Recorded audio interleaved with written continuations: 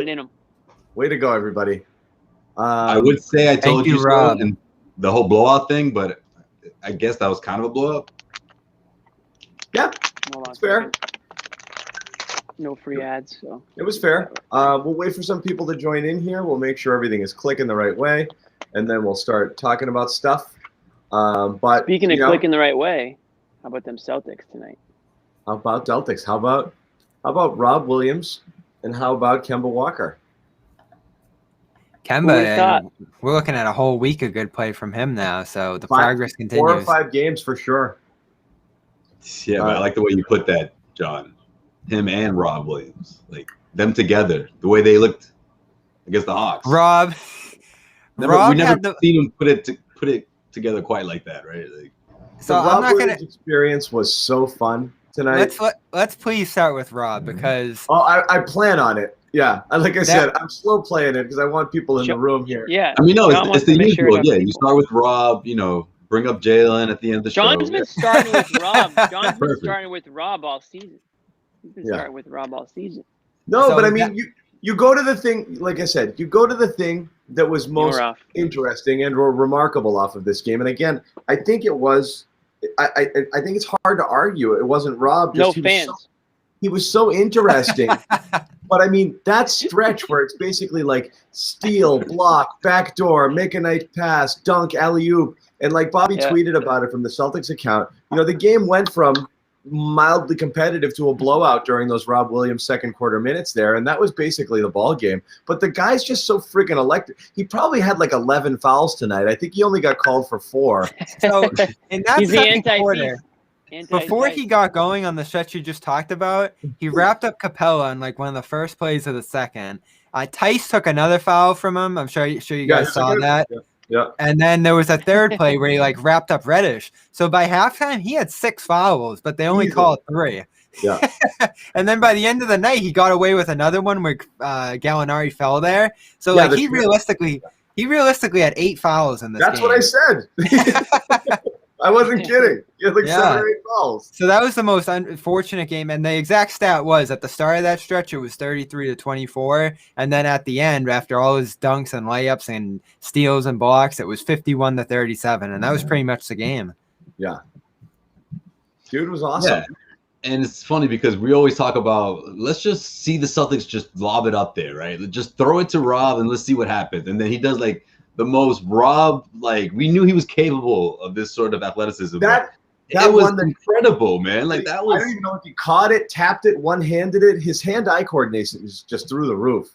Yeah, like that's the kind of play where you're like, wait a minute, like if he's not that, it's not one of those. Okay, if he does this every single night, this will change everything. But like just that open opportunity, if he's able to get more comfortable and get these reps in, man, like that, it just opened my eyes to how explosive this offense could truly be.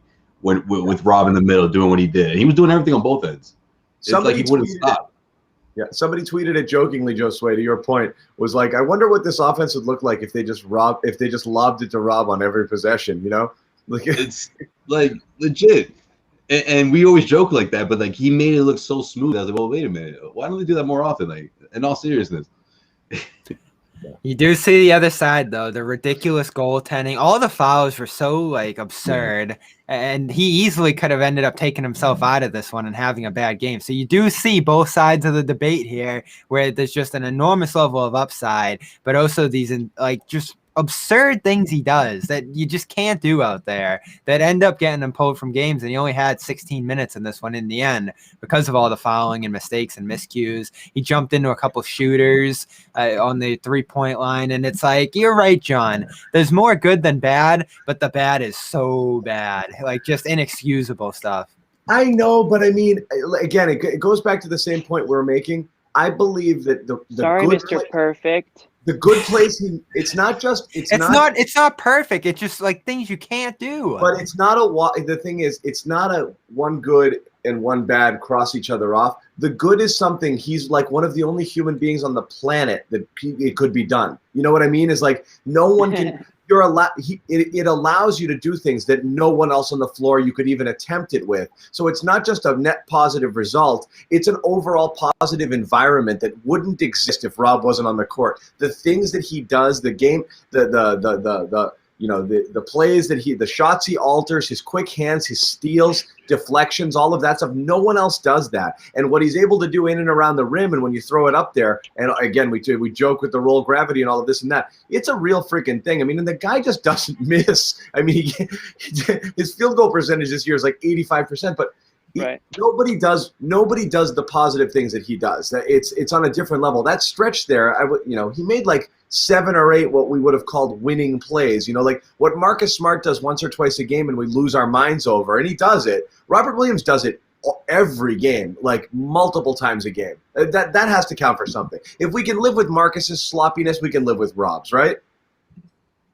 Yeah, absolutely. Not quite. No, you got to live with it. You have to. I agree with you, but it's your best player, Jayson Tatum, putting his head down, driving into the lane, and turning the ball over left and right. But then also he's hitting ridiculous. I don't think it's that simple though. But he's hitting shots only Jayson Tatum can hit. Like there is a trade-off there. Like, and I think Rob does things only Rob can do. On this team, yeah, definitely, I agree. I mean, I've kind of been leaning towards your side of things. Where clearly we've been saying, "Where's Rob Williams all season?" He got like 6 minutes, 8 minutes, right. Like barely plays. So I think over the last week or so, yeah, he definitely does. The last week or so, I think, the tides are turning a bit here. I think whether he's earned the playing time or whether it's just, Brad's finally allowing him to get some more minutes. His teammates have seemed to always be big Rob Williams guys. So I don't think it was that. I just think for whatever reason, it took him a little bit more time to get in Stevens' rotation. So I think he's there now. I would be stunned if we're talking about, random games where Rob Williams logs like 6 minutes. I would be disappointed. No, because we haven't seen that all year. Like we've seen sub 10 minutes. He's averaging like 14 minutes a game. So don't tell me that he doesn't have games where he's played under 10, because I can guarantee you that he has. Earlier in the year, and he's had a couple games with the hip taken off, and I still wonder what role that plays in it in terms of his role and like how much he does play physically. Because after that stretch, he took himself out of the game. He called out and stepped out of the game after that big run he had in the second. So I don't know, conditioning wise, hip wise, what's going on there, but in terms of earning minutes, 16-20 is a given. I just don't know if we'll see him cross that plateau or start like we've talked about, because there are still great players playing in front of him too. The other two centers were fantastic tonight as well. Yeah, he might be playing the right amount. It's hard, in a night like this when you have Thompson playing a really good game, and Theis again, the difference with Capella went off again, but the difference when you see Theis defensively, he's obviously the best all-around defender of those bigs in there, even if he's going to get beat up by some of the bigger guys. Just his activity there, and obviously he's a more capable defender. He's a more responsible defender than Rob for sure. Makes a difference having him back. When they complement each other like this, it turns out great, and you're like, wow, the bigs were great tonight. It's hard to argue against it. But when you see Thompson have and again, you don't want to overreact to one or the other, but you look at Thompson, 2 games, 3 games, he's kind of like, get this guy off the court. And Rob, I think, is pretty explosive almost every single night. So that's why I'm always lobbying for the Rob minutes. Yeah, I was going to say, John, this is the best we've seen all 3 of them in one game, right? It's a cohesive unit, if you will, right? And I use the word cohesive loosely because they're nothing like each other. And I think Tristan Thompson, for what it's worth, he did have a good game, but Capella, those offensive rebounds, those putbacks, that's the reason had why 10 offensive rebounds, right? I completely ate them up. Yeah, had 8 or 9 offensive rebounds. I think Mike Gorman even made a joke. He has to be the best I've seen at this year, because it was it got to a point where you start thinking, well, Tristan Thompson. That's the first thing I think of when I first thought of this, or when I first heard of the Celtics signing Thompson, is that those offensive rebounds, those second chance opportunities, he has to minimize that, especially against teams in the East, whether we're talking the Hawks or whoever it is down there. Besides that, you have Theis with the outside shot. You have Rob Williams getting things done on both ends. And that's why I think those Rob Williams are so valuable, especially whether we're talking with the second unit or you can plug him in with the starters, because that energy on both ends, I just think it's not only contagious, but it puts the Celtics at a level energy-wise where they're able to compete better. I just hated those stagnant 5-minute stints where not only the offense is dry, but the defense, they can't even string together stops. And we've seen that so many times against the Wizards and against the Pistons and against, the teams that the Celtics were essentially just out hustled against. Now, were we concerned about the way it faded in the fourth, though? I mean, to a certain extent, but Trey was, to quote Brad Stevens a couple nights ago, that, that's Trey. He wasn't too disappointed with the defense on Trey. Trey's going to hit those shots, but the Celtics managed to have that padded lead that the Hawks, it was too little too late at that point. So the thing that real quick I'll say about Rob is like the highs are very high and the lows are very low. So it's kind of like the middle of what John sees and what Bobby sees. So like, I agree with John in the sense where it's like when Rob's out there, like really, really, really great things could happen. Whereas you're kind of capped with a guy like Tristan, who, he might do what he does. And tonight was a great game. So not a really good example to use, but generally speaking, you kind of know what you're going to get, like 8 and 6, right? Or like he's going to grab the rebound and whatever. But like with Rob out there, you feel like, wow, like at any moment, this guy could just come out of nowhere and swat the ball into like the 20th row. Or you could go for a nasty dunk. Like there's just a lot more you're capable of doing as a team with him on the floor. So he might play his way off the floor once in a while with a stupid mistake or whatever, bad defensive rotation.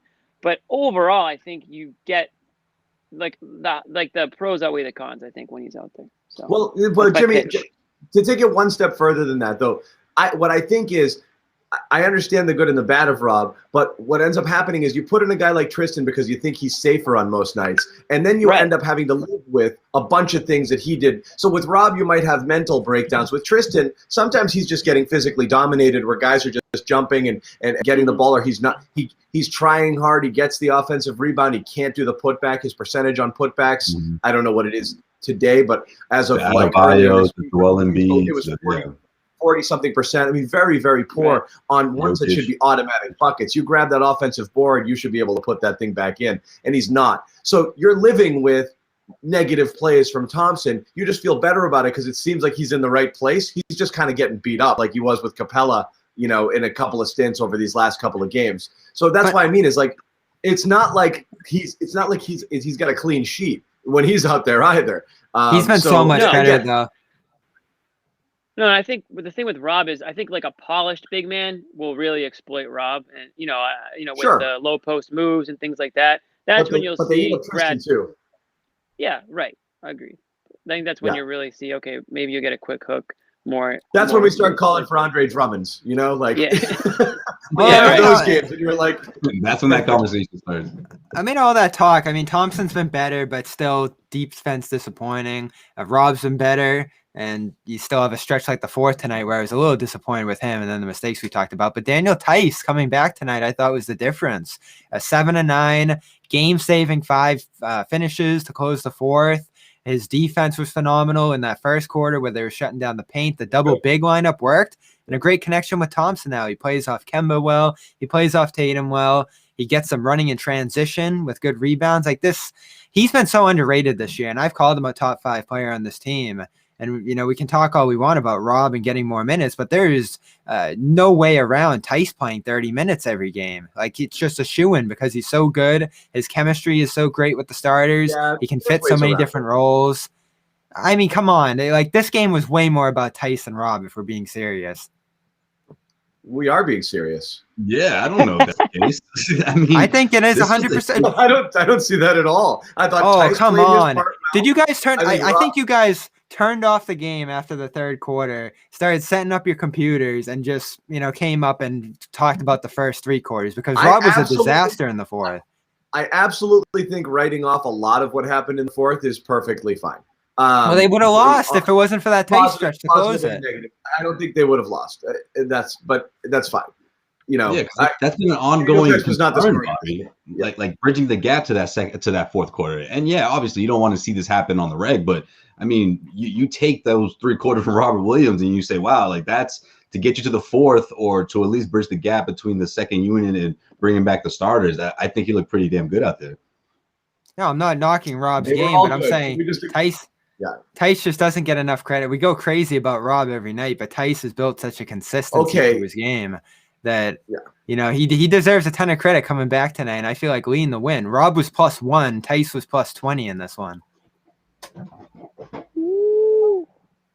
Now you like plus minus because you don't like it all the time. Well, I think that just showed you what happened in the fourth, because Rob got nailed in the beginning stretch, and Theis closed it down. Fourth quarter was a mess. I just think the expectations are completely different when we're talking about those two centers. And for Robert Williams, I mean, granted, Theis obviously he was missed in the starting lineup, right? But at the same time, when we see this from Robert Williams, it just offers that glimmer of hope that you diehard Rob Williams fans out there have been just hoping to see him play 20 minutes a night, or at least be used more often. I mean, I think this opens that window, or at least it's been open, but now it's continuing to get bigger and bigger for him right now. All these opportunities. Well, fortunately for Rob, Theis took that foul in the second, or none of that would have happened.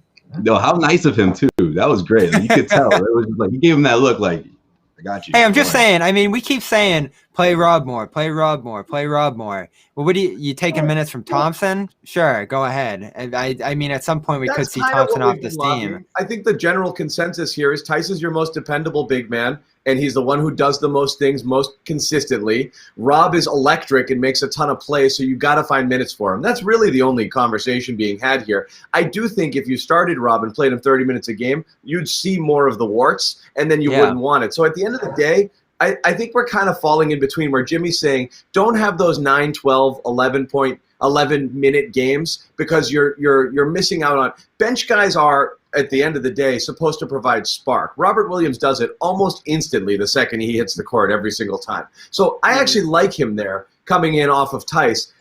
It was really mainly the Rob versus Thompson debate here, and I do think that where it gets sticky is when you get Marcus back and you shift out and Thompson goes back to the bench. We saw that already happen before Marcus got hurt, and it hurt Rob's minutes right away because all of a sudden you were like, how are we going to play this rotation? It took Rob out of that early action. You weren't seeing him until the second quarter or middle second sometimes, and you weren't getting impact from him during that little period of time. That's what I'd be worried about. And then the larger conversation of whether or not you can live with three bigs, and that's it.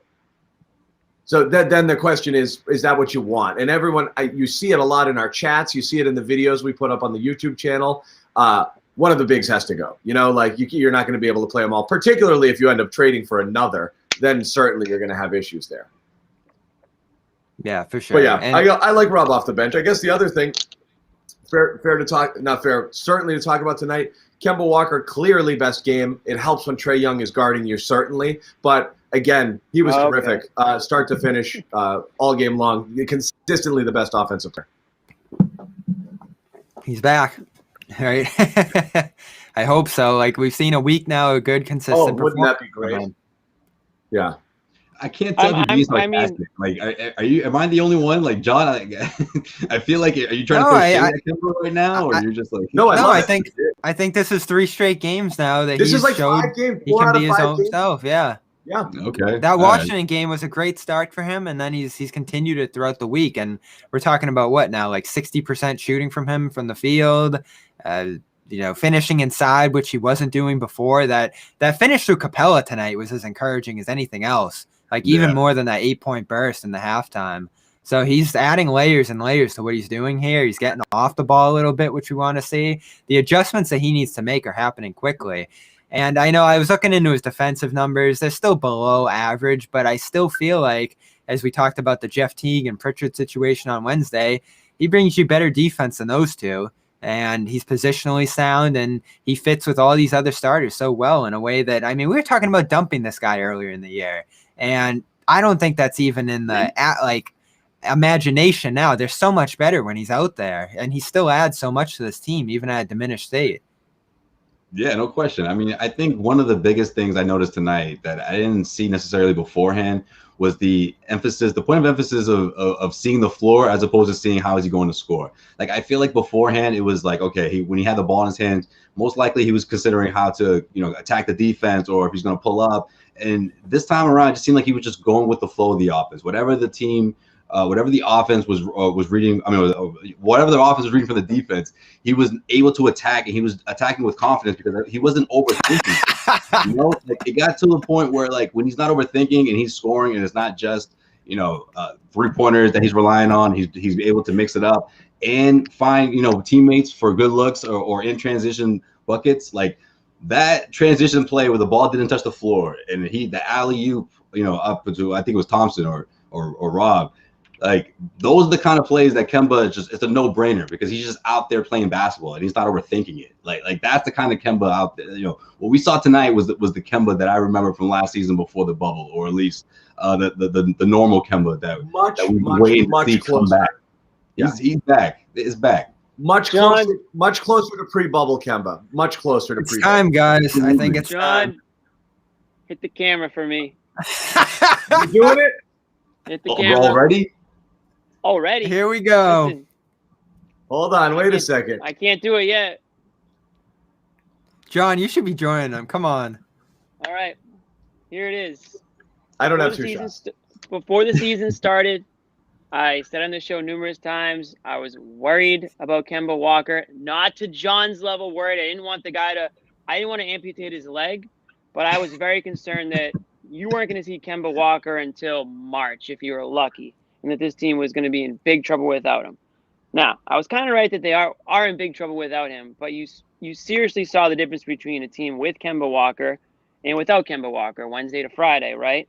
And not just Kemba Walker, but a healthy Kemba Walker. The way that they've managed his minutes, the way that they've had him take certain games off on his way back, played 33 minutes tonight, 10 of 16 from the field. This isn't the first game he's shot well and scored points for them. I know that there's been some concern with his shot making, but when you want to talk about his health, I think he's fully back health-wise. I won't say fully back. He's got to go back-to-back maybe, but that knee looks great.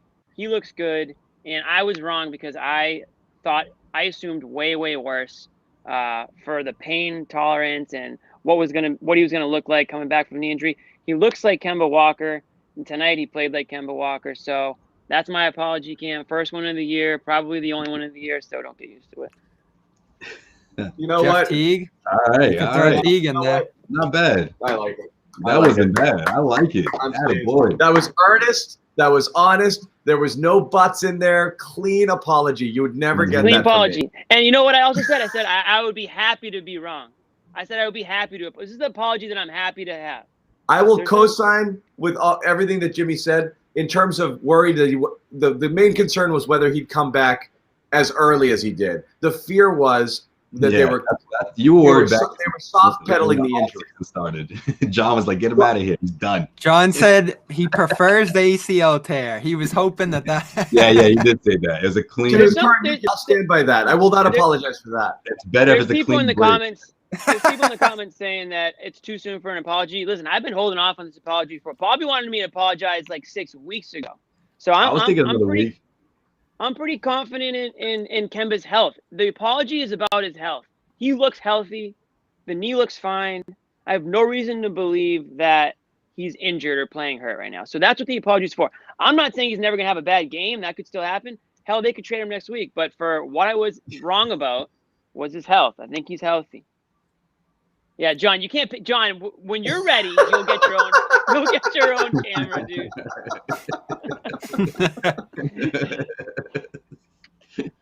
That cosign, John. John's trying to hide behind my apology. Wait, how does Saint Celtic know that? Anyway. Whoa, wait a minute. You're a Fish fan? Doesn't matter. About time. Right. He doesn't want to claim it. He doesn't want to claim it. All right. Nice job, Jimmy. I mean, I went in early on the Raptors, and that actually turned out to be a mistake. They're back, and they just swept the Bucks, and now I got to get back on that bandwagon. Bobby, you have so much to apologize for, my man. You got the Raptors would absolved you of so many other things. Okay, so we'll get there eventually. We'd have to have a whole. I came very close on Thompson. I came very close on Thompson, but I'm liking what he's doing the last few weeks. I'm holding off. Yeah, right. Man. I didn't read your text from like 3 days ago. You are the wishy-washiest guy. Yeah, 3 days ago, you said, I'm done. That's it. All the way out, guys. Bring in Vucevic. I'm done. I have it. It's in my phone 2 days ago. I'm all the way out, guys. The texts are a much Thompson. different story. We've only gone to the text once on this show, and that's always a dangerous game. The Thompson, texts are confessional. yeah, the Thompson stuff is settled down, but I was close there. Raptors deserve an unapology chant because they're back, and they're right behind the Celtics. Apologizing for the apology. That's a new one. Yeah. Yeah, Tristan. Jimmy, I will say I'll clarify a little on your apology. I'm not even going to do it because everyone's going to light it up. I'm not going to do it. No, go ahead. You're John. good. You can't do that. There's still 6 and 8. There's still 6 and 8 with Kemba. Okay. It's about the health. It's more. It doesn't about matter. It's about the trend. Doesn't matter. matter. What? I was going to say that, but then you That's unfair. It's about the trend. It's about the health. It's all about the way he looks last few games. Yeah. Yeah. Then again, I mean, look, it's at the end of the day, it might have in the beginning what we were saying about Kemba. We were saying he actually looks like he's moving okay. Just the shot's not falling, and that's what was killing you, which was like if the shooting percentage was a tad higher, you'd be like, this is fine. We can live with this right now. He was just so brutal from the field. And then you start to get worried that, like, has he lost his stroke? Has he lost his confidence? He can't figure out what he wants to be. So sometimes, like I said, that's not a problem. With Tatum, with Kemba, with guys like that, they have to have that FU mentality and just let it and just fling it, And that's I like his defense too. Am I crazy about that? Because I caught some flack on that online tonight. Like he all right, you're not going to line him up 1-on-1 with a guy and expect him to dominate defensively, but he's always in the. Can't ever get through one. He's always in the right position. And so he's plus 26 tonight. They had a top 5 defense last year with him playing all those minutes. Like, I'm just saying, this isn't Isaiah Thomas defensively. This guy can still bring it on that end. He hustles. He's always in the right spots. He's never lost in the pick and roll. And again, tonight, I thought he had a fairly strong game for 3 quarters against Trae Young until that started spilling over into the fourth. So that, too, I think is a strength of his as well. So people saying it's too soon, you have to understand, like, I literally didn't think Kemba Walker would even be playing right now. So, like, I was pretty wrong about that. So I think it's a fair apology. Like, the guy's putting up, he's playing 33 minutes a game, 28 points, 10 of 16. Like, I was pretty freaking wrong about how I felt that return was going to go. So I don't think it was too soon. Again, I'm not saying, here's Kemba Walker, you're, the MVP of the second half. I'm just saying, listen, if this guy plays and is healthy the way that we know him to be, the Celtics have 3 legitimate scorers on their team. They just got to figure it out. Yeah, I mean, the reason I'm holding out isn't stubbornness. My general vibe is I'm worried that it surfaces at some point during the year, and so that's the fear is that he doesn't make it clean through, and you have to live with another shutdown, and then him coming back at less than 100%. So that's always the concern. It stinks to say you're not going to be satisfied with him until he makes it through injury free, but we've seen it flare up too many times in the last 18 months. 12 months to feel good. I mean, you're talking about 2 times with shutdowns, completely, and then a really slow restart on that bubble just off this one injury that isn't surgically repaired and is something that is a management situation. So it's always a concern. And so I always feel like we're going to be holding our breath. You're one day away from Kemba's just going to take a couple days off and it's like, here we go. So you don't want to see it because it would kill you. You have to have this version of Kemba Walker to have any chance. I think we're all in the same boat there. You have to have the Kemba you signed, or else this team's not going to go anywhere. Yeah, that's fair. I mean, anything could happen. He could land on it weird or tweak it, or something could happen. But I mean, based on what I saw tonight, I'm comfortable making my apology at this point. I'm not saying, John, you need to, or that he's completely out of the clear. But I think it's pretty safe to say that I was wrong about where I thought he'd be at this point in the season. So Jimmy, I'm with you there too. I was worried we wouldn't see him until March. This felt like in mid-January we'll start talking about when to bring him back, and all of a sudden he was practicing and he was playing. So hats off Kemba. And again, a lot of people talk about this too. If Silver didn't jumpstart that season so quick, they might have been able to slip this one by us. And he might not have missed any games. And he might not have missed games, and it might have just been like, just training at his own pace. And that might not have been an issue. But obviously a bigger deal was made of it because all of a sudden they're like, hey, we're going to start camp. And Brad's like, yeah, you're not going to see Kemba. And everyone was like, what? So that freaked a lot of people out because they're like, yeah, no, definitely not for the start of the year. So it lined up perfectly with that MLK day. That was like right around the weekend he came back in the end that they were expecting the league to get started. The guy who deserved that treatment, as we're seeing now, is Romeo. I mean, we're seeing like a week ago, he probably should have got going, and he still hasn't done much of anything.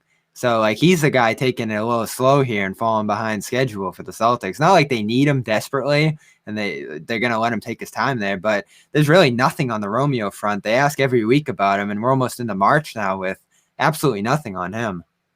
Yeah, the Romeo thing's frustrating.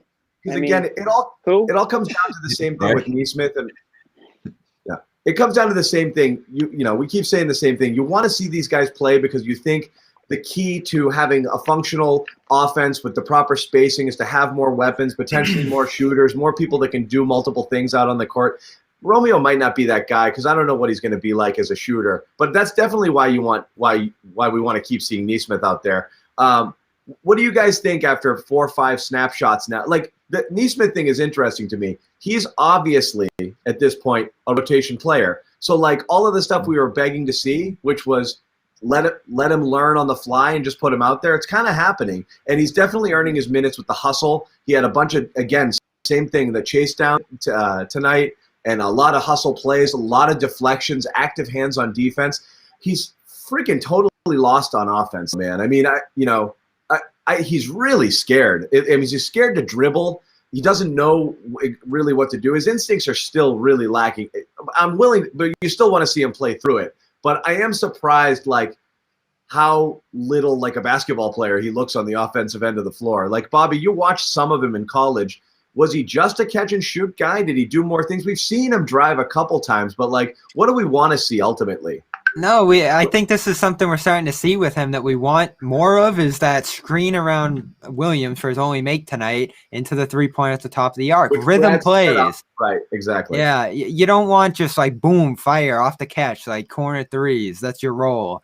He's more of a movement, even off the dribble kind of shooter. You know, one dribble around the screen, that kind of stuff. Like drawn plays, activity. Duncan Robinson, remember all the stuff he did for the Heat last year? That's what you wanted to see mimicked a little bit with Nesmith. So that seems to be the dream, right? Duncan Robinson would be the. It's a similar player. Historically good 3-point shooter. Yeah, that would be the good. No, the usage, the kind of usage, not Semi Ojeleye or like how they're using Semi Ojeleye is exactly how they shouldn't use Nesmith. They're completely different kind of shooters. Yeah, you want him coming off of screens. You want him. We mentioned that. We actually talked about this exact same thing on draft night. We were talking about Bay, though. But once the Celtics eventually did draft Nesmith, we talked about how he's not that kind of scorer who can really put the ball on the floor and, you know, sort of dribble through defenders. He's more of that kind of Redick-ish or even like a Buddy Hield almost, the way he can come off the screen. Mm-hmm. But they don't do that. You're right. Like, we had the one after timeout play where he got his only bucket. Then again, he's just standing in the corner. Yeah. But that's what you want, John. You want him to be able to knock that down when Brad. I don't want him standing in the corner. The play is for you coming out of a timeout like that. No, but they have to get him coming off screens a little bit, right, Josue? Yeah, that's true. I mean, I just he's still getting comfortable out there, and Brad's continuing to, you know, remind people of that, because I think just like you, John, they're noticing he's a little shaky out there on offense, but he's getting his reps in and he's getting those looks. I think that's what's most important. And defensively, if he can keep up, that's what's going to keep him on the floor, and that's exactly what he's doing. Yeah, I don't think they're at Oh, go ahead. Sorry. No, it was real quick. I just don't really think they're at the point where they're really concerned about getting him, you know, putting him through plays, getting him shots, things like that. I think they want him out there, open up the court for the Jays, for Kemba, and if he can get open, great, take the shot, have that confidence to take the shot. But I mean, to expect him to be running around like, you know, Rip Hamilton or Ray Allen right now at his career, little much. I'm just happy to see him getting some playing time, and I think the comfortability will come. John, you made a good comparison, I thought, in our chat to Avery Bradley and just like the timidness out there. And obviously two different players. Avery Bradley was, you know, known for his defense coming into the league, whereas this guy is the complete opposite, but similar in the sense where they're just kind of sitting back and watching and sort of letting the ball. I don't want the ball in my hands. Right. Please take it and then run away. Bradley did that. You know that was last 2 years, but they were also asking Bradley to run the point. He would get over half court. First person he'd see, and he'd have this protective dribble, give it to him, and then run away. Right. Yeah. Yeah. You know who that reminded me of last year? Langford, Romeo. Remind me of a young. Yeah, same exact thing. The rookie thing, man. I mean, these guys, the guys played it almost as much as we have this season, and then you get thrown out in an NBA game. You see them knock down like 2 or 3 in a row from the side, those side jumpers, those mid-range jumpers. You're like, oh, wait a minute, let's see more of that. Like, that's what opened up Avery Bradley's offense in the beginning. Oh, and the backdoor cuts. Romeo did the exact same thing.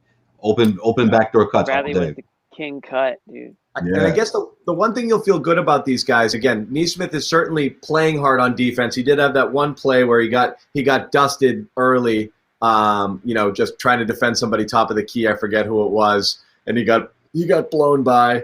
He's still a little bit sloppy and reachy at times, but he's working hard. I mean, he's really working hard. And we saw Romeo playing really good defense last year in the bubble. So that makes you feel better about their minutes if and when Romeo ever friggin' reattaches his hand. It's such a weird situation, too, with some of these young guys. He's going to come back with a robotic hand. I know. I'm ready to play. I'm ready. Put me in, coach.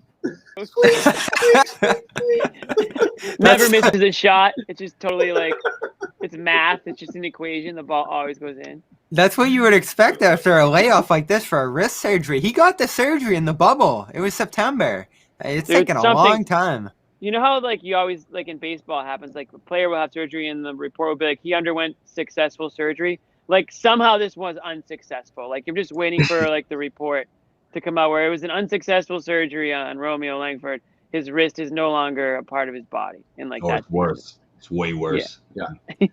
Yeah. Radio silence there. Last thing though, has anyone asked about him? Sorry to cut you off. I mean, every week there's nothing new.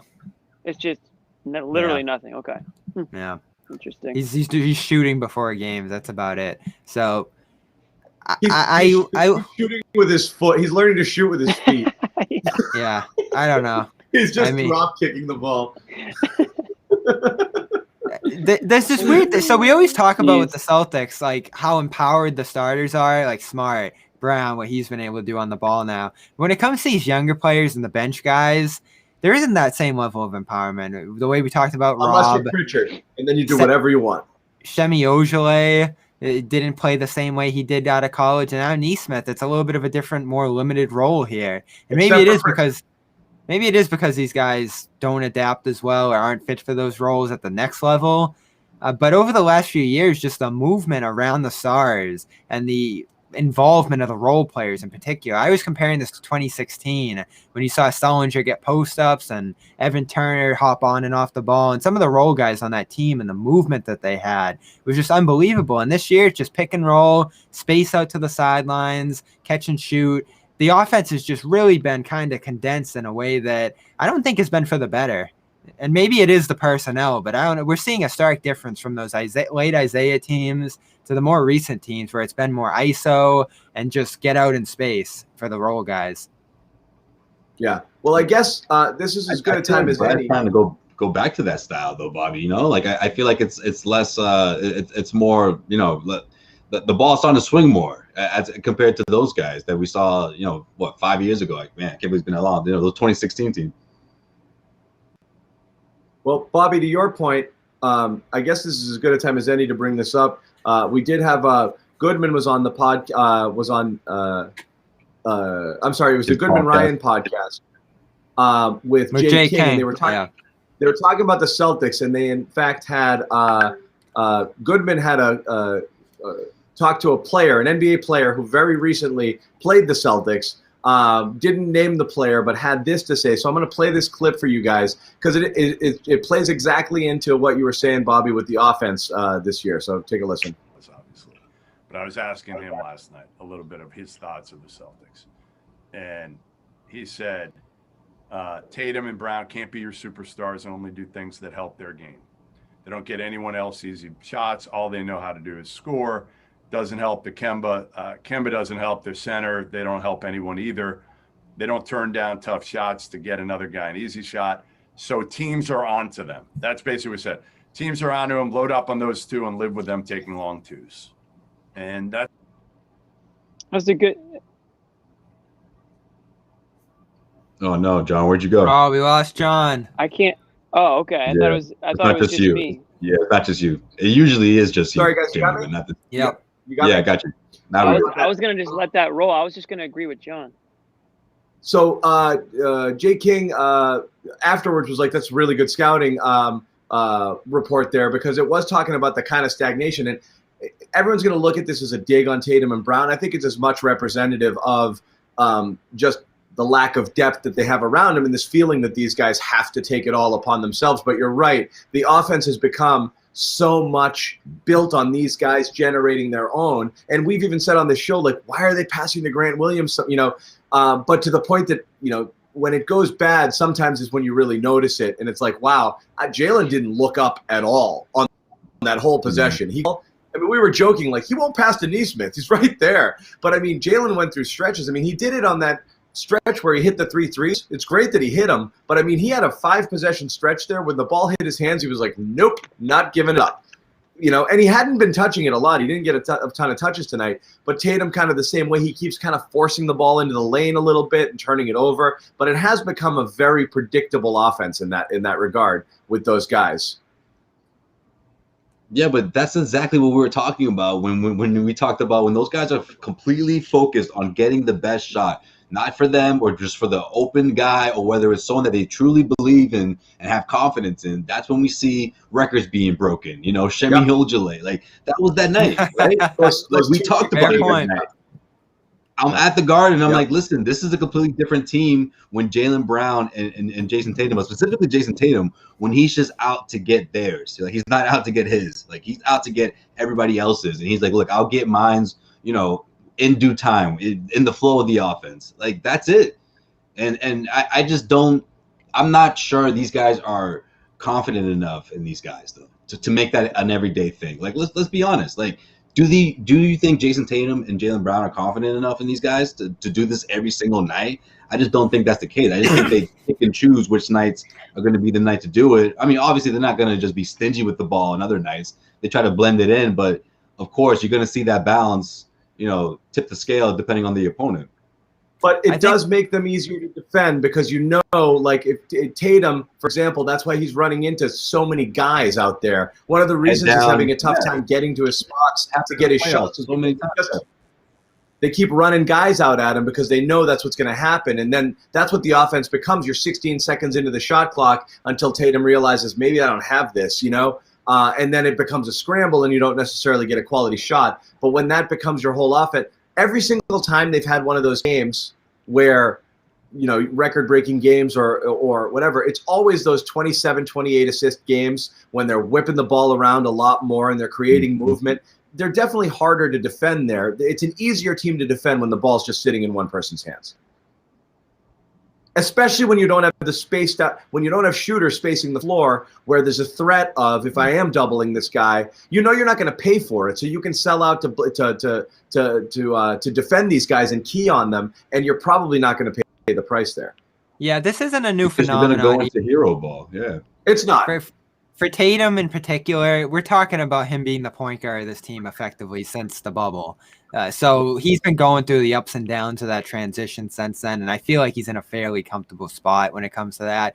Brown's newer to the party in that sense, so I'm expecting even more up and downs from him at that position, higher turnover games like he had tonight, and just a growing process of being there because those are the only two guys you trust effectively at this point being on that ball. Maybe Kemba to some degree at this point, but with his finishing issues and some of the other concerns we've talked about with him, turnovers too for him, you know, you'd like to see him phased out a little bit in that role and more Jaylen, more Tatum. So, like, might there be bumps in the road through a regular season stretch in terms of their facilitation abilities? Maybe, but it's all the kind of stuff we've talked about to where who cares if they're the 5th seed this year just because they take a few extra losses. You just want to hit the playoffs running. Yeah. Yeah. So I saw that Josue on Sunday or Wednesday rather against the Hawks. Yeah. I saw them kind of phasing out some guys. Grant, Nesmith certainly has been phased out by them as ball handlers sometimes, but I think it's the right decision because to the player's point that they don't make teammates better, I disagree with that. I think Theis is made better by those guys. Rob, probably a guy makes Jayson better. Yeah, I mean, it's a little bit of everything. And even we've seen Semi we've seen Semi Ojeleye be a little bit better this year too, like in certain spots. But it does come back to the personnel. That's all. You know, yeah. Like you give everybody some credit on all sides of it, right? They made Hayward like, better. They made Rozier better. No. Well, this is the other thing too. What do you want? It wasn't their job to make Rozier better. You're just trolling. I know. Yeah. So Jimmy, what do you? That's the reason they're Jimmy, not. That's the reason they're You not. actually Boston don't know anymore. if they make them better until they're gone, though, right? It's like, Jimmy. you know, right? What? Russell, look at Russell Westbrook's OKC team, and everyone was like the triple-double year, and they're like, it's amazing what he's doing. He's got nobody around him. He had friggin' Sabonis and Oladipo. You know, like, it's like, and then they leave, and then they're free. And, you know, it's like, oh, well, maybe too much Russ was a bad thing, you know? Like, I'm not saying these guys are that. It's not. But with Tatum, I wonder, we talked about it the other day, he had one of those what we call Ben Simmons lines, you know? Do you want to see more of those instead of 27 to 30-point games? Do you want to see more Ben Simmons lines of his 18, 8, and 8 if he is running the point? And maybe, you know, not shooting as much. There's no way he's going to shoot so little that he'll score that few points. That was a poor shooting night. But ultimately, like, is that what you want to see more out of him, Bobby? More of a distributor and more of a, you know. It's going to depend on his teammates. I mean, Right. How many assists would he have had on Wednesday if it was a, you know, higher than 32% three-point shooting game? Probably closer to 10 instead of what he ended up having. So, like, I don't think this is on Jayson in particular as a facilitator. I think he's awesome. You see the hook passes he makes, the vision he has, the pick and roll he runs. I gripe about his turnovers sometimes, 6 again tonight. That's what he has to clean up. But I don't think, like, this notion that he's just ball hogging and, like, going straight head down to the rim is the truth. Like, I think he's making a concerted effort to dish the ball around a little bit. Yeah. So in those, he's burying his head and he's just going towards the lane, and those turnovers are absolutely forcing his way into the lane. Almost all of those. So we gotta pick what we want here, because in 2018 he got phased out by the equal opportunity offense down the stretch of the East Finals, and it was mania in Boston because they couldn't, you know, force the ball to him and have him take every shot. Now, when you get into situations like the Detroit loss earlier this year, where they're peppering the ball around to Grant and Smart and letting anybody take the big, great shots late, wide open shots at that, that's a problem too. So, like, there can be problems with both styles here. I don't know, Jimmy. What do you prefer? Tatum on the ball shooting every single time, or an equal opportunity offense like we saw in 16, 17, 18 even? It's a superstar league. So, I mean, I just want you to play to your superstar strength. That's like a trick question, right? Because it really depends on who, I guess, is around you. If you're Tatum, with this team, I think he needs to be leading the team in shots. He's your best raw scorer, right? I mean, the problem is you have a guy like Kemba Walker who also needs shots and who also needs the ball. So in that case, you kind of need him to play that point role at certain points. So I don't really know if I have an answer for which would you rather have. I think he's good enough to sort of be like a chameleon with the players around him, but he's also still pretty young. So at the same time, he's still growing that part of his game. He's not a natural Ben Simmons. He's only 19. He's only 19. I think, yeah, he's not even 20 yet. I know, but Jimmy, what it comes down to is you just have those. You can have the ball. I guess ultimately what you want is him to have the ball, but to make the right decisions, and that's obviously subjective. What is the right decision? But you have those games where he settles for fallaways and difficult contested twos way too often, and you have other games where he's burying and he's trying to force the issue. So ultimately, someone who has a feel for the game, you know, and he does, but as he continues to get that, is going to do less of the bad things and more of the good things. That's what you want to see. But you know, there's no reason to excuse those games where he is clearly forcing the issue. Agree. Right. Completely. So you just want to see make more right choices, I guess. Yeah, you don't. What you really don't want. Yeah.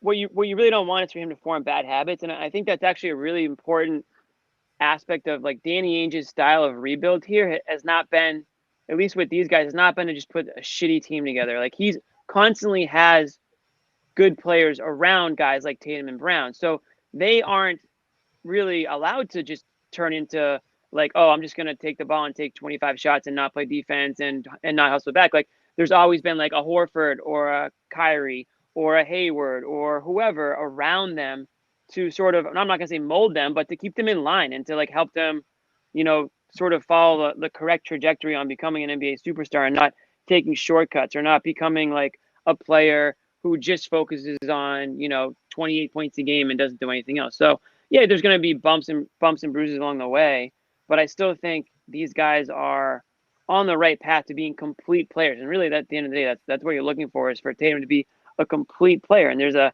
handful of them in the league that are, I'm not going to ever compare anyone to LeBron, but a complete player in the sense where you can rely on them to score, pass, rebound, play defense, right? So I think that's where they're headed. They're obviously not there yet, and that's why it's so hard to Right.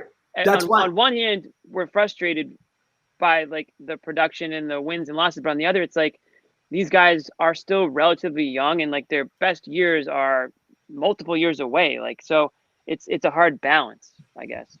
But that's it, Jimmy. Balance. You're holding him to the standard of what you would want a top number one in the league. What you want a top 10 player to be. You're holding him. You see, Jokic come in here, and you're like, that guy literally does the right thing every single time with the ball. I know it's asking a lot, but look, and again, we keep referring to that ESPN top 100, top 50 players thing. Jokic was 10th, and we're like, does he belong there? And then you watch him, and you're like, yeah, he freaking does. You want Tatum to be literally a top 3, top 5 MVP candidate every year, that he's in the league, because that's what you need to be a championship team. If he's not, it doesn't mean he's a bad player. He's still a great player. But you got to get to that next level. You want him to be nearly perfect with his decisions and cut out all the stuff. The why he's held to a different standard. He's held to the standard that you want a top 5, top 10 NBA player to be. That's why any criticism of him is just that he's not there, not that he's not good. Okay, I think people confuse that. I agree. Right, but I think that's the next step in this progression, though. Like, that's the next step. It really reminds me of a young LeBron. Like, remember, that was the huge part of LeBron's game. He had to get down, how to be more of a playmaker, how to make his team better, because his team wasn't strong enough that, he was a shoo-in to make it to the Eastern Conference Finals. Like, obviously this is a different situation because, LeBron didn't have a guy like Jaylen Brown. But I think the biggest difference here for Jayson Tatum is that obviously he had the experience of going to the Eastern Conference Finals so many times as a young player, and now that it is quote unquote his team, he has to sort of figure this thing out and sort of divvy up the touches with someone like Jaylen Brown. So it's a difficult transition into that role, but I'm not worried about it. Like, I just think that's the next step in his progression here, and that's going to lead to more trips to the free throw line too. Like, that's another big part of this. When the ball's swinging more often and he's looking to get guys better looks, or if that's a priority, he's getting trips to the free throw line, because as soon as that ball swings back, he's getting pummeled, or he's getting a great open look, a high percentage shot. Let's be honest too. Did we ever expect him to be a point guard in this league, a point forward? The fact that it's already happened at 22 is unimaginable. I always thought he had like nice secondary passing skills in the lane out of Duke. I saw a lot of that from him in college, but on the ball, pick and roll, spreading the ball around off the dribble at 22 at the rate he's done it in the playoffs, no less. 5 assists a game, 20% assist percentage. Like, he's ahead of schedule in that regard. So to look at him and say, oh, this guy is a flawed lead guard for a team, like, it's just way too early to say that. And I know there's mistakes he makes along the way, but the whole package is enormously effective. Wasn't the form of them making the East Finals last year, Tatum on the ball, leading the offense, spreading it around, running the pick and roll? I mean, that's what got them there. And there were mistakes along the way. They went 7 games against Toronto largely because of those mistakes, but it was still him in the end that got it done. Mm-hmm. Leave it to John, man. He's like, finds the one player that's like an absolute savage in the Joker, and trashes Tatum. I mean, look, because he's not Jokic. We made Durant comparisons, and we deemed that unfair, and it is unfair. But ultimately, again, you're talking about, you want him to on a level where you're talking about him in the vein of those super players. That's it. He's got a long time to get there. Yeah, Yes and no. I mean, you don't want to wait around. John Gannett, though, wouldn't it be great for it to happen now? Heading into the second half of the season. I know he's young, but this is seasoned at this point. I don't think it's ridiculous. I don't think it's ridiculous. It's 2 years of You know, him I mean- being in that position. Like I said, Luka was there. Luka was there in 20 games. You know, like Well, you look at guys like Luka. Booker is another like. Luka was in absurd 20 games into scorer. his career. Awful teams. I mean, So that's a Suns are good this that's year, a man. disadvantage though. Like, what do you mean? No, you get the opportunity to. Tatum was never on the ball as a rookie or second year in the league ever. Well, yeah. I mean, he wasn't asked to take on that role, but I think that's easily a part because of he the could game. not have. He could not Like have. after his first 2 seasons, like I think that's part of his game that he's expanded on, like on a level that we've overlooked, or at least now we're talking. It kind of goes back to what I was saying though, is that these Celtics teams have not allowed like a guy like Tatum to just take over from when he entered the league. There's always been star players along the way, and this is the year, or I guess last year was the beginning of him sort of taking over and being the guy. But even then, you brought in Kemba. So like again, like there's always players, veterans, and established stars in this league that have. I'm not going to say anything that they've done negatively for Tatum. I think it's helped him. It's just helped him grow as a player. Maybe not at the speed that we would have seen, but also maybe he's making less mistakes, or maybe he's more of a polished player because of the players that he's played with along the way. And I don't know. I mean, we'll never know, I guess, but that's the way that's the route that Ainge took, and that's the way it's going to be for a guy like Tatum and Brown. It's going to be. That's just the way. We all agree he's good enough to be the best player on a championship team, or else we wouldn't even be talking about that as an aspiration. I don't know that yet. Today, no. No, I don't know Really? that So yet. why would That's what I want there to be. Yeah. why were they a pick? They were a popular pick in the bubble to go all the way. I mean, that doesn't exist without what he was doing. Not before the bubble started. What happened in the things changed within the bubble that made people say, well, wait a second. Milwaukee was playing like crap. Toronto was playing like crap. And the Celtics looked good. And they had Hayward clicking. And they had Kemba back. And everything looked like it was clicking on all cylinders. So they were fashionable because they were streaking. Miami was a popular pick, too, because they were playing really well also. So, in fact, the two teams who were playing the best met in the conference finals. So, I mean, and obviously Hayward getting hurt really, kind of derailed that. And I still think they go to the finals if Hayward plays. But I mean, that was a different team. Easiest path they'll ever get. Yeah, my point through all this though is that Tatum's done it at the highest level at this point. So there's things to clean up, but the assessment that he can't be your lead playmaker or best player like that, whoever Goodman talked to said, is just so wrong. And I get it. I still want to say it. All right, let's see it. I don't know that Tatum's the alpha on a championship team yet. I think he has to clean up a lot to be your true leader. Meaning, when the ball's in his hand, you should almost never worry that something. You can't be perfect, but he's going to be making the right play more often than not, and always doing the right thing. And he's not all the way there yet. But you're right; it's year one of trying him in the point forward sort of role. It's a different kind of role for him, and again, it's different personnel, so he's adjusting to that as well. But again, the only time I felt like that on a consistent level was that crazy stretch before the All-Star break last season. Like that was when he had the ball in his hand, you're like, okay, they're gonna be all right. That's a good point. That's a good point, John. That was right before the season ended. Was that hot stretch that he was on? Right before it was unbelievable. Yeah, exactly. Right before the pre-lockdown Tatum. And that was crazy because that was kind of like early season Jaylen, almost unsustainable hot shooting. But I never thought he was going to miss. You were like, go ahead, take the step back from 30. He's going to hit it. He was unconscious. You won't. About a year ago, yeah. Well, he was playing with a ridiculous swagger. So that's the thing is you can be two things here, all right? You can be that version of Tatum, which is like an absolutely just assassin scorer, which is I'm going to take any shot anytime and F you, I don't care. And then you kind of you're just that. Or you can try to be the complete player that's the point forward, that's working the ball around, moving it, and trying to do different things. So it's kind of, like I said, they're asking him to do different things here. On a different team where the ball is spread out and one team can't put all it. Also this year, all the attention is on him. Even last year when you're playing the three wings and you have Kemba out there, all the attention, you can't put all the attention on Tatum. He's got to beat one guy.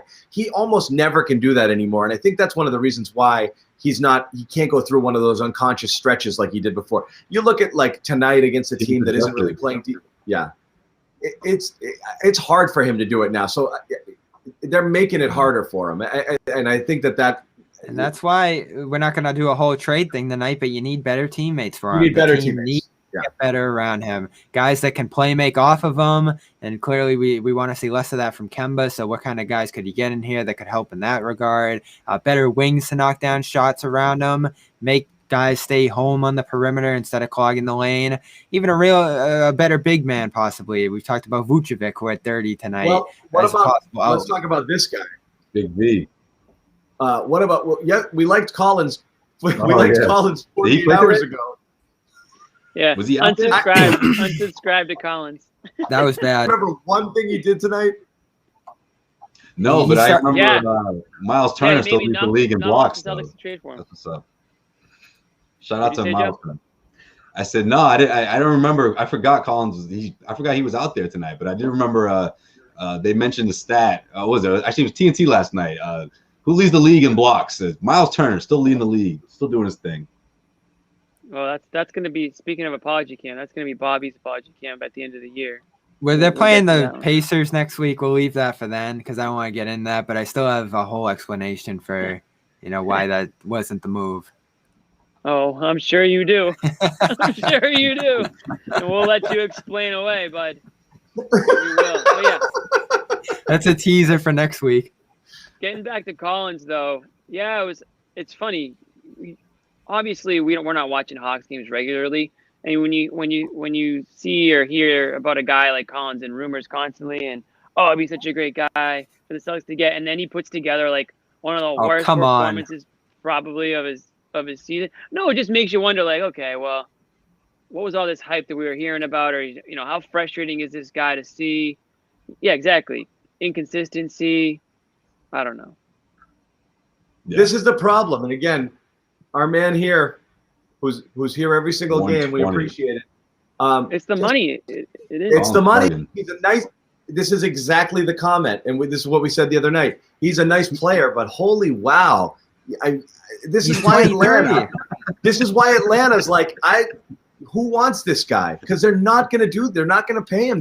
They're hoping somebody else bites and they get something here because they don't want to max this guy out. It's a bit of a red flag, right? When a team is willing to just trade a guy that they could have first, dibs on, right? I mean, got to be a reason, at least somewhat for that. I mean, I don't know if it's the defense. Simple, yeah, his defense has been a massive mark on him throughout his career, and that team's been a disaster of a defensive unit. I know John was high on them coming in this year, but they can't figure out that end of the floor. And Clint Capella hasn't helped all that much. He's been more of an offensive force for them.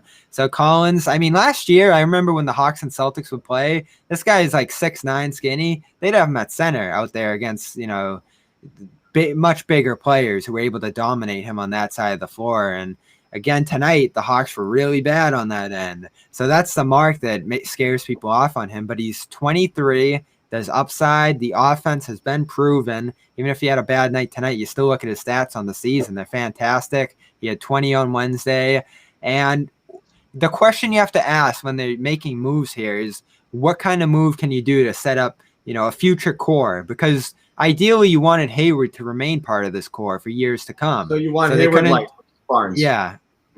Well, Barnes is older. Vucevic's older. Collins is 23, and he's been on a bad team his whole career. That's why I say, forget the money. You're paying someone. Who cares about the money? I mean, throw the tax in the trash. Let's go. I mean, Wick, you get to take a break from it this year. Who cares? It's no matter what they put in there. Vucevic, we all like Vucevic. That's going to be tax, big money for the next couple of years. People are talking about Al Horford now. That's going to thrust you into the tax, big money for years to come. Whatever they do to upgrade is going to make this team extremely expensive. So why not spend it on a young player who has growth potential? I don't care about the tax if you got the players in your roster that you want. Don't care. What are the alternatives to Collins? We can talk Turner. We can do that forever. Maybe that was the right move with that money, and it was certainly cheaper than Collins would be at this point. We would have liked Hayward back, but those things are all in the past. So what's available now? what's in front of them. I think Collins is probably the best option there. Now, I'm not thumbing my nose at Vucevic either, because he is going off in a way this year that is just undeniable.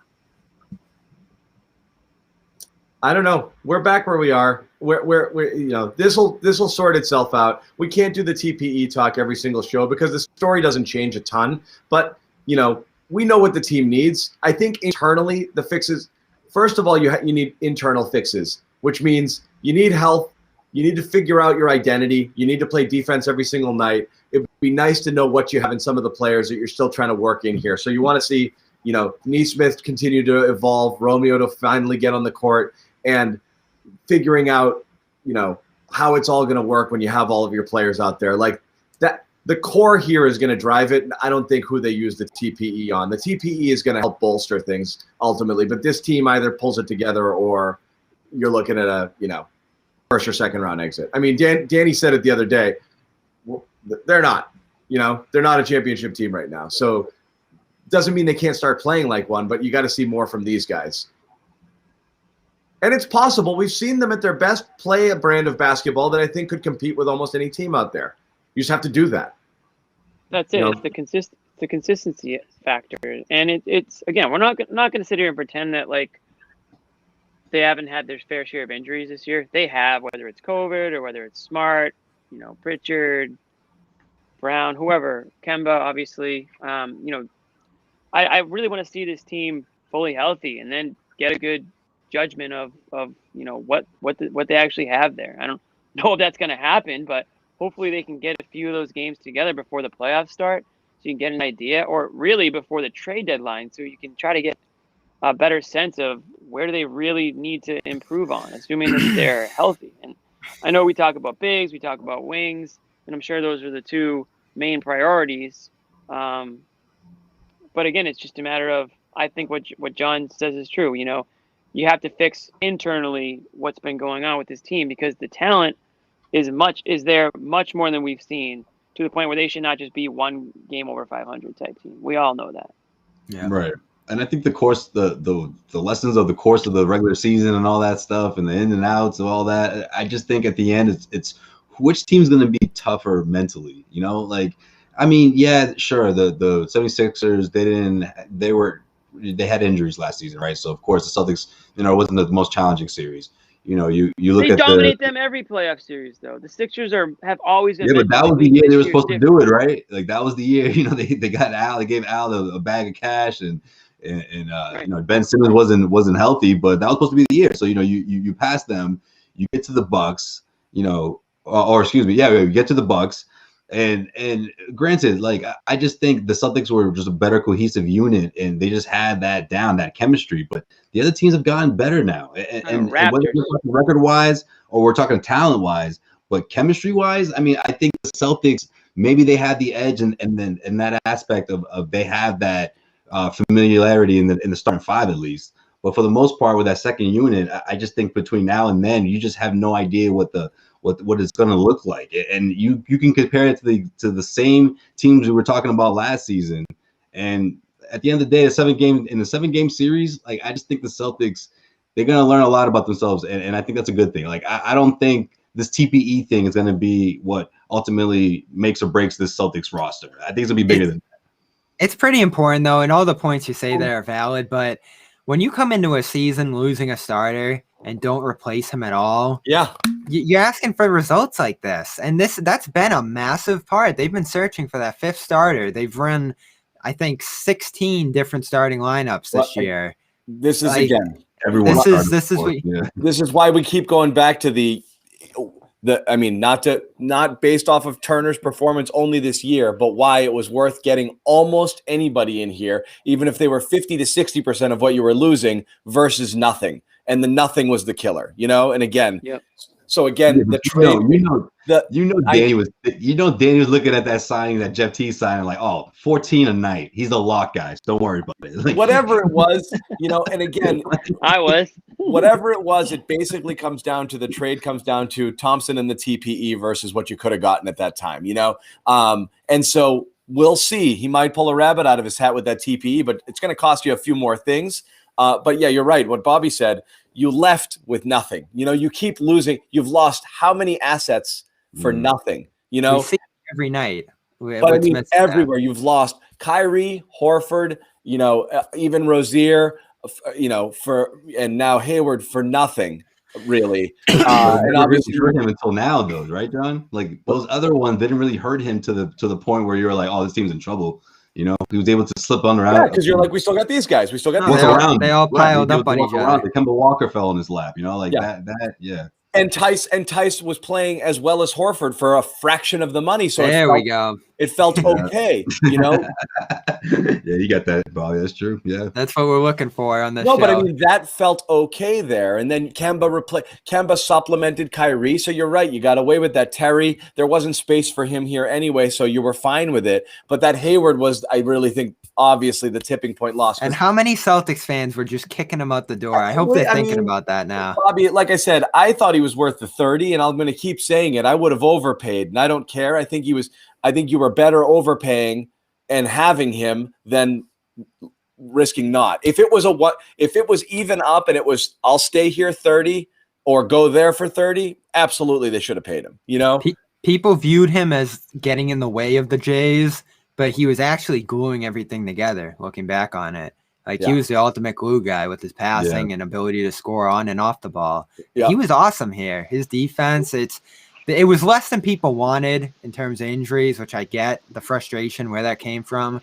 But in terms of what Hayward was on the court, it was undeniable the kind of impact he had. And they really succeeded in the playoffs in spite of that. It wasn't, oh, we're better without Hayward. It was, wow, they really rallied and played much better without him because they were still missing a lot there. But, now they got to make the best of it. They're missing a big piece. And Joe Sway brings up the rest of the East. Another reason I look at this and say not all of this can be internal is because the rest of that East really is so good. Philly, and B drops 50 tonight. The Bucks, I know they've been streaky, but they still scare me. And the Nets last night just clean up the Lakers like nothing. Kyrie and Harden, perfect chemistry. Who are they? Who are the Nets? I don't know who they are. I don't get it. You don't know. I think they're going to win the championship. I really do. No, don't do that, Bob. The chip, Bob. Really? Chip. You said James Harden went Bobby, there. don't show your age. I know you're hanging out with older people, but it's the chip. You can say chip. It's okay. Go ahead, Bobby. No, I mean, I was so wrong about the 22-0 with them that I said to start the year. I thought they were going to be Warriors level dominant. I was so wrong about ... the story of Bobby's season. No, but I still think they're going to win it all. I mean, that level of talent is just... Don't go back on this, man. Don't do it. Who do you guys have winning it all? Lakers. Yeah. Listen. The Nets. It's Lakers or Nets. The Nets are legit. The Nets are legit. I mean, it's not going to be easy to beat them, but I'm not betting against LeBron until somebody gives me a reason to. So. I'm banking something happens with the Nets health-wise, which you can't predict. That's messed up. The demon of bad health, John. No, I'm only saying. No, it's foul, John. It's fair. Look, sometimes tearing ACLs is a good thing. No, what I'm saying is just Kyrie. I mean, at the end of the day, Kyrie's missed massive chunks of time over time. Harden's What about Anthony Davis? Harden's still he's out a month now. Yeah, he's out too. Harden's not in shape still, and Achilles. Yeah, and Durant, still scares me, even though he's been unfreaking believable. I mean, you want to do apology cam here? Me saying Durant's going to be 70% of the player might be the absolute one I'll do here because, again, just do it. Don't talk about it. Do it. Medically, you did say that. Medically speaking, no one comes back from Achilles at that age and is the same guy, and he is unfreaking believable right now. So, but see, something about the best of 7 series, seeing the same team over and over again. I don't know, man. I don't know if I'm going to say this team's going to implode, but I just think it's going to be tough for Kyrie sometimes to get through that. I don't know, man. I just think Kyrie hasn't been the same since he hasn't been the same in playoff games and playoff series since leaving LeBron. Dr. John. But the Nets are going to be that. The Nets are going to be that team that they're going to get a buyout guy on top of who they already have. They're going to shore up their roster. They're deep. They're going to be the team to beat out of the East. I think we all want. Listen, we all want the Celtics in there, but I think if we can't beat them, like Lakers Nets would be one hell of a NBA. Last finals. night was pretty good, even though they were both shorthanded. That was an enjoyable game. Yeah, No. this People worries hate the you. Lakers, The though, so nobody inevitable wants to right see now, okay? You guys know what the inevitable is, right? Another chapter in Celtics-Laker rivalry. I want the inevitable now, but Celtics got a lot of that work would be to a do. blast. That would be a blast. Celtics I would got just a be. lot of work to do. I would be stunned at this point if the Celtics made it to the NBA Finals. Last I mean, year was would such have a to great change. opportunity for that. I hope we don't look back on last year as a massive missed opportunity, whether because of how they It already slipped up is. in these Well, finals. they would have Yeah, got right, yeah. smoked by the Lakers anyways. So No, but you could also look Yeah. at it like John did and say if Hayward was healthy there, that team had a real shot. And it just stinks the way Sure. things piled up in the end there. No, I don't Well- think they had a shot, but to be honest, but I just Jason Tatum, Jaylen Brown, NBA They Finals. smoked the Lakers that December in the Garden, though. Like, I still keep thinking about that. Then they gave them a run for their money when you guys were out there. Like, they played that team really well when they were healthy. Yeah, but who's gonna take care of Anthony Davis? Like, I just think Anthony Davis Theis postseason. is the best player in the league.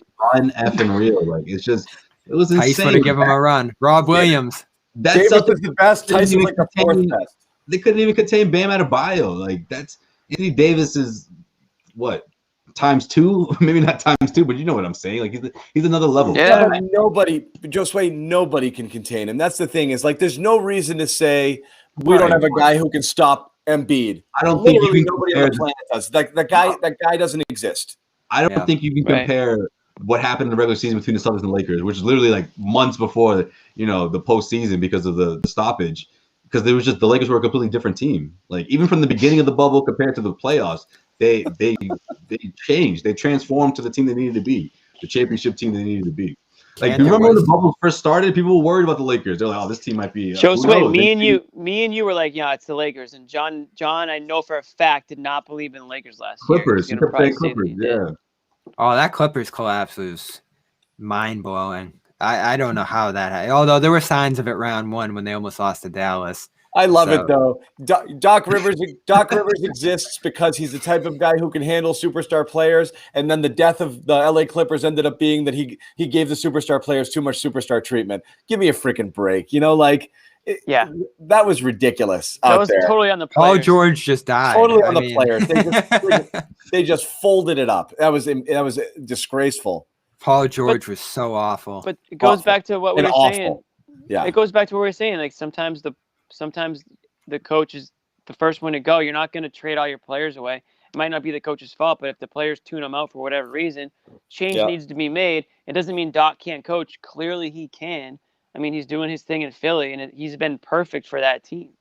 So that's So, the big difference between Philly this year. that I irked love me. Doc.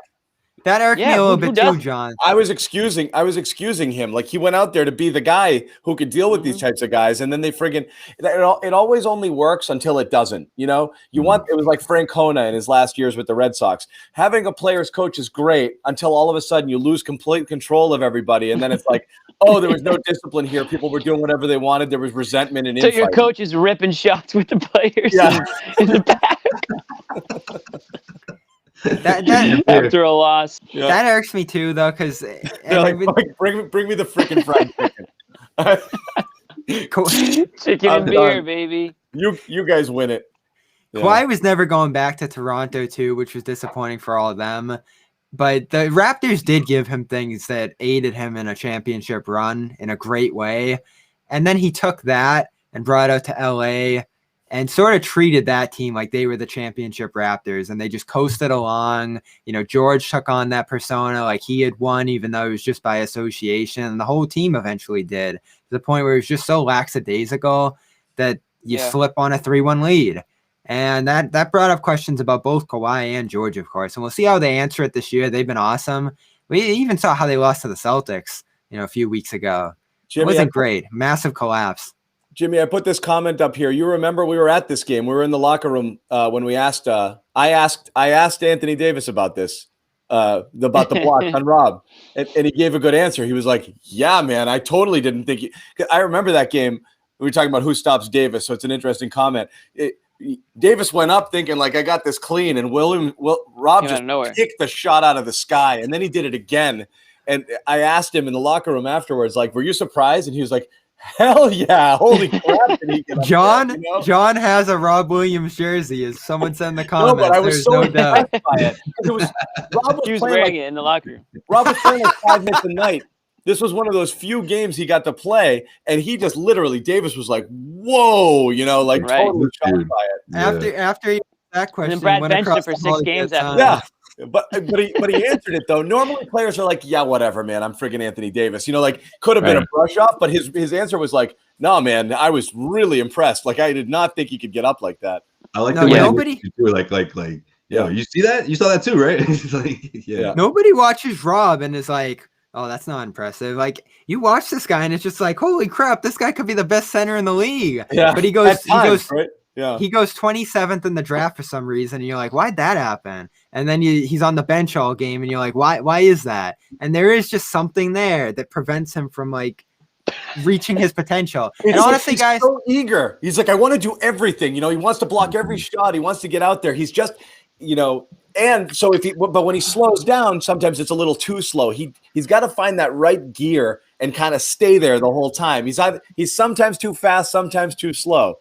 But it's all there. Every tool is in the shed, you know, even shooting. Like when he gets his baseline jumpers and he sets his feet, he looks pretty good, you know, like he looks like he's so close to being a complete player. But you're right. There's something, just a synapse not firing. There's something missing there, you know. and health too. Like there always seems to be lingering health things with him. So I think we're all collectively like just praying that this guy can become his potential, because it would be so exciting. It would change the direction of this team. Yeah.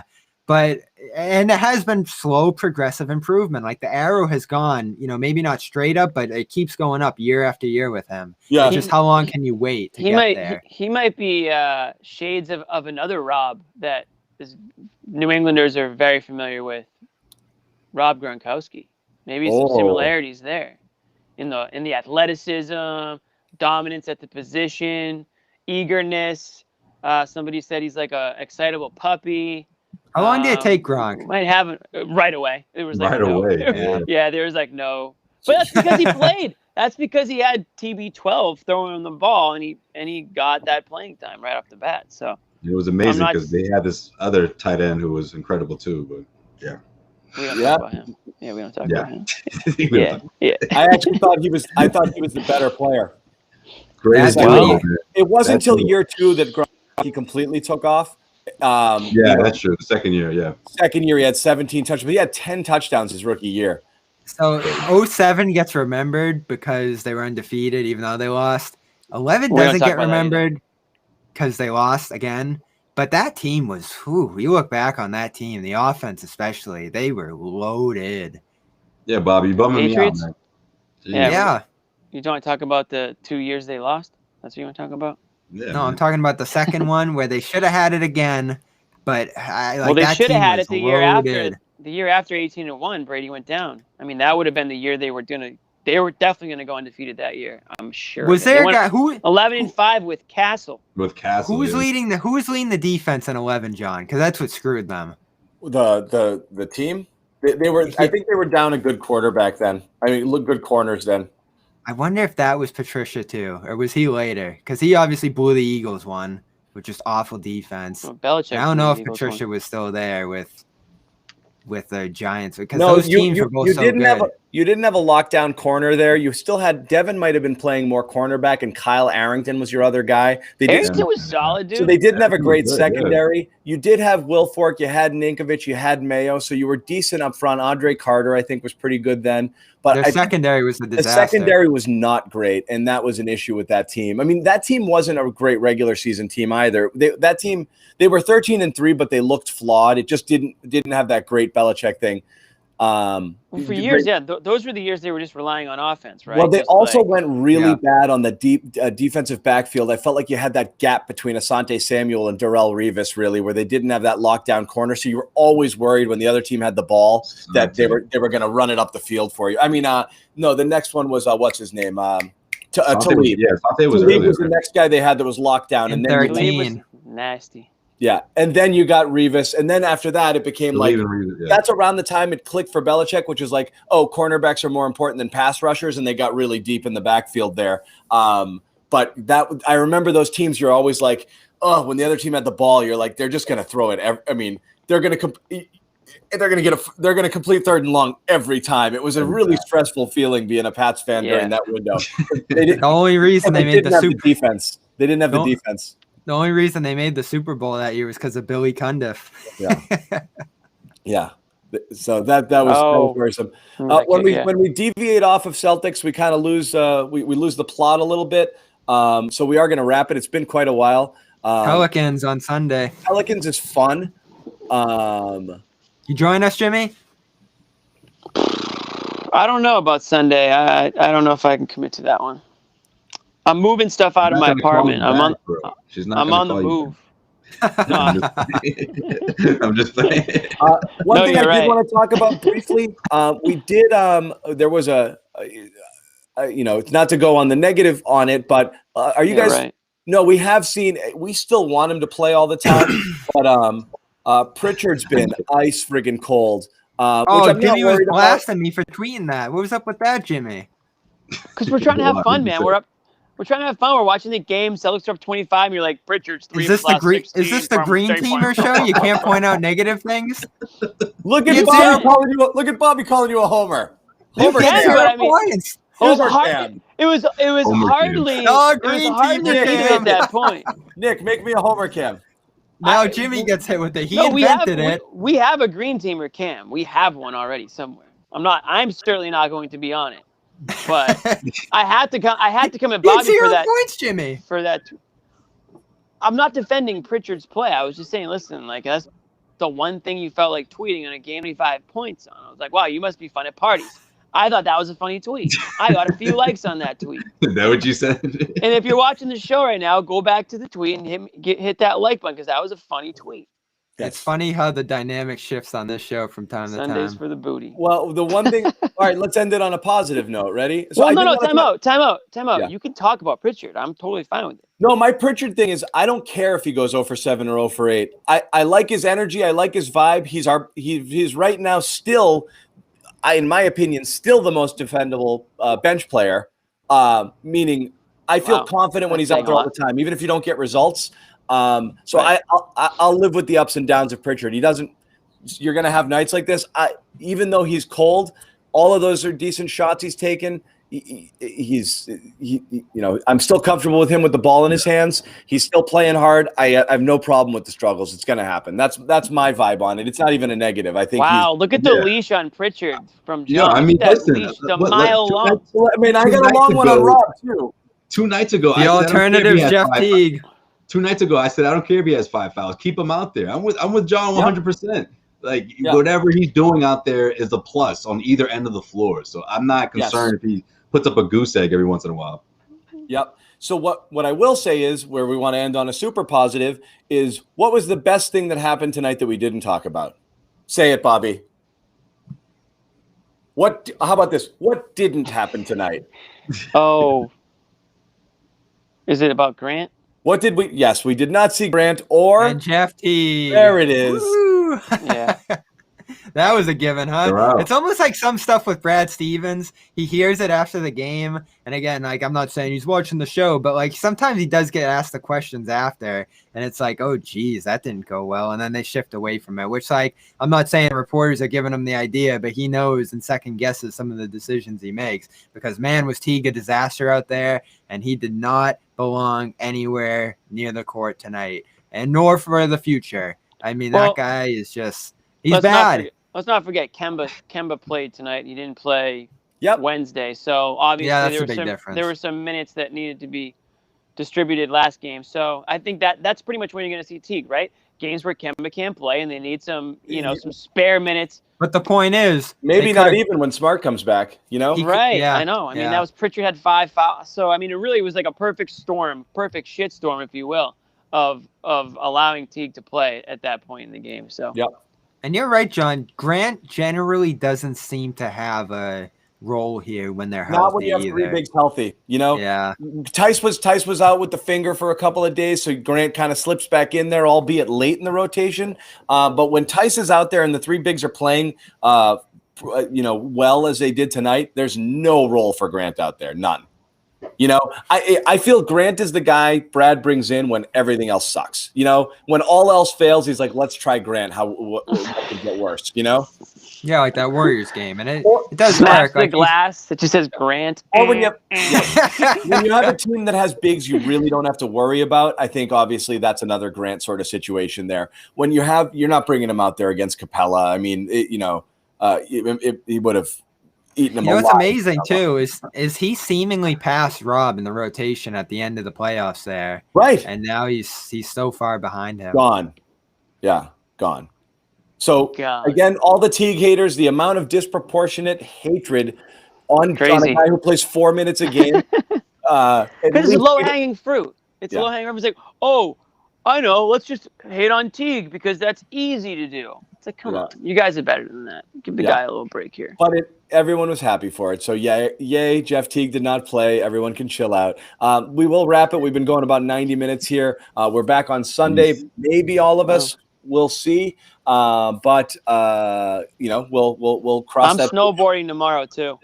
Okay. That's cool. So don't call me for any emergency podcasts or videos. The TP is going to get used tomorrow. I'm out next. I'm skiing. I'm out next Wednesday and Friday. I'll be on the chairlift tomorrow. Live. I'll be on, if there's show tomorrow, I'll be on the chairlift live. So if you want to give that a shot, we'll be on the 4G network. Yeah. We could try that. I'll be shredding. All right. That's it. We're done. Thank you for watching once again. Make sure you subscribe to our YouTube channel. We'll do this one time. Maragal Medical. Maragalmedical.com. Stem cell therapy. It's good for what ails you. Cedric Maxwell from our network went there. Josue witnessed it. He got witnessed it. Injection. And he feels I didn't have any gloves on or anything. You took him? Yeah, I didn't do that. Not for the. Gave him the injection. First timers, you get to bring in a friend. It's amazing. Yeah. No, I'm just kidding. Call 978-537-0555. Tell him Cedric Maxwell sent ya. You get a free call. You got to say ya. Wow, that was a hearty laugh. I thought that was good. Maragalmedical.com.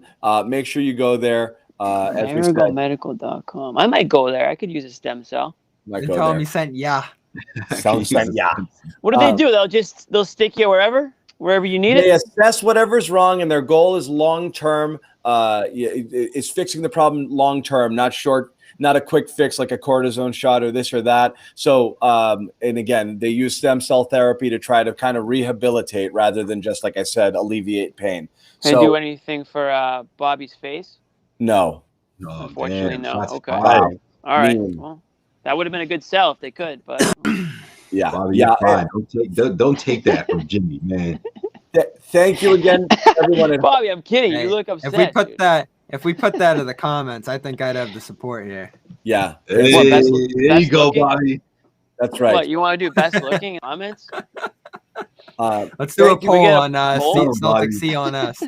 Tell Thank you guys for watching. That stem cell injection. All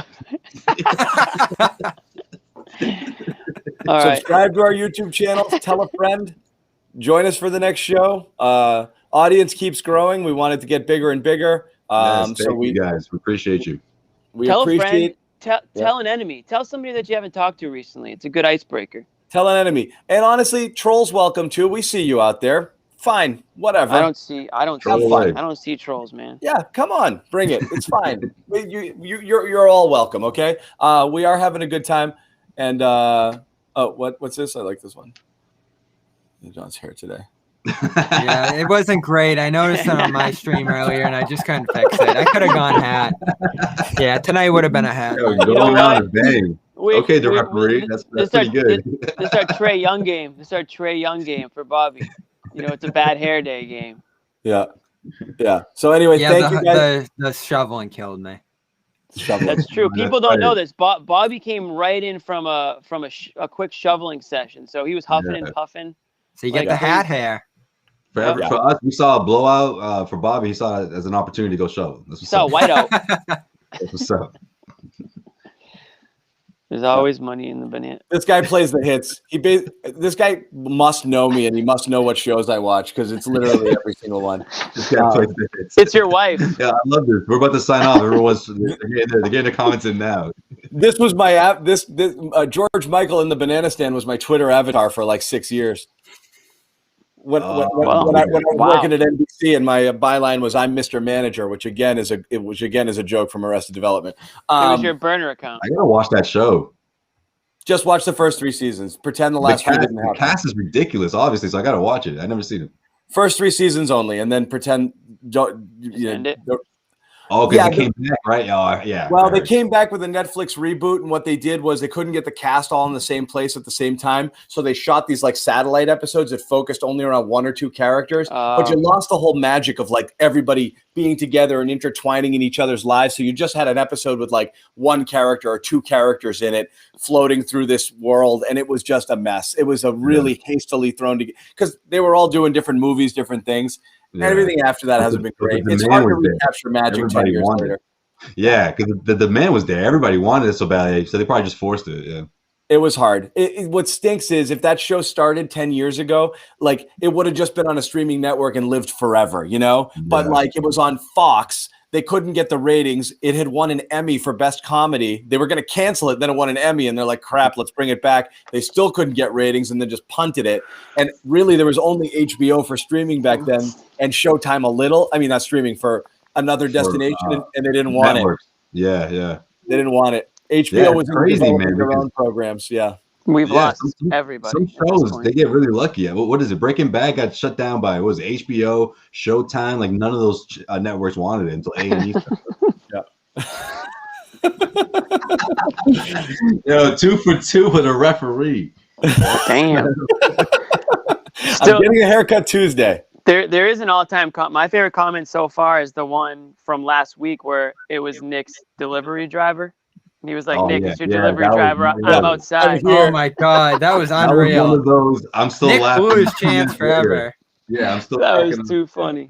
That was too Nick's been given so many chances, and it's like Rob Williams. You're right. But the highest of highs and the lowest of lows. That's Boomer for you, though. Nick's like Rob Williams. Because Nick had that one game. He went off. Everybody loved him. Everyone's like, yo, bring Nick for good. People love again, they claim they don't like it, but they love the entertainment value of Nick's shows. So I think you'll see Nick next week. But again, we're gonna wrap it because we're into silly land here. So good night, everybody. We will